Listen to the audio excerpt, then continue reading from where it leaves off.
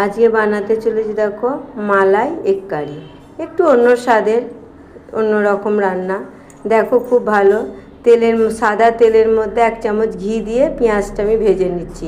এখানে শুকনো লঙ্কা, গোলমরিচ, জিরে, লবঙ্গ, এলাচ ভেজে রেখেছি। এখানে নিয়েছি পেঁয়াজ কুচি, টমেটো কুচি, ক্যাপসিকাম আর আদা দেখো লম্বা লম্বা করে কেটে নিয়েছি ঝিরিঝিরি করে, আলু ভাজার মতন। আর ওই ভাজাটার মধ্যে দেখো আমি দিয়ে দেবো 1.5 চামচ টক দই। এবার টক দইটা ভালো করে কষিয়ে নেব পেঁয়াজের সাথে। তারপরে দিয়ে দেব আমুল দুধ, 1 প্যাকেট আমুল দুধ গ্লাসে গুলে, গরম জলে গুলে নিয়ে ওটার মধ্যে ভাজাটার মধ্যে ঢেলে দিলাম। তারপর স্বাদ মতো লবণ দিলাম। তারপর যে ভাজা মশলাটা শিলে গুঁড়ো করেছি, শিলে গুঁড়ো করে তেলের মধ্যে দিয়ে একটু ভালো করে পেঁয়াজের সাথে কষিয়ে নেব সুন্দর করে। পুরোটাই দিয়ে দিয়েছিলাম, যেটুকু দেখিয়েছি ও সবটাই দিয়ে দেওয়া হয়েছিল।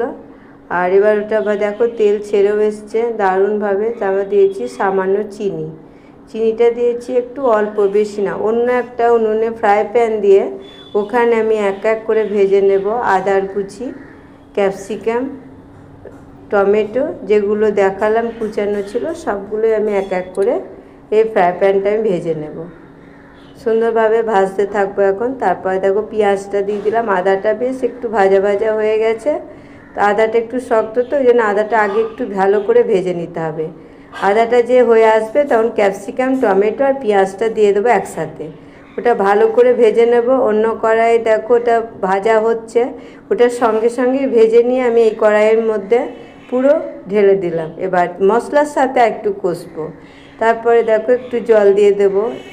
এইটা আমুল গুলেছিলাম, তাই ওই জলটা ওই গ্লাসের মধ্যেই জলটা নিয়ে আমি ওটার মধ্যে মশলাটার মধ্যে দিয়ে দিলাম। এবার জলটা যতক্ষণ হতে হবে একটু কষতে দেবো। আর এখানে দেখো রেডি করে নিচ্ছি পাট শাক ভাজা হবে, আর ওখানে পুঁটি মাছ রয়েছে, পুঁটি মাছ দিয়ে, আর এই যে পুঁটি মাছ আর আলু বেগুন দিয়ে জলের মধ্যে রাখা রয়েছে, আলু বেগুন কেটে ওটা তরকারি হবে, আর ডিমের কারি আর ডাল। আজকের এটুকুই রান্না হবে। তো দেখো এদিকেও মশলাটা প্রায় হয়ে এসছে, ডিমগুলো এক এক করে ছেড়ে দেব, সুন্দর করে ভেজে নেব ভালো করে।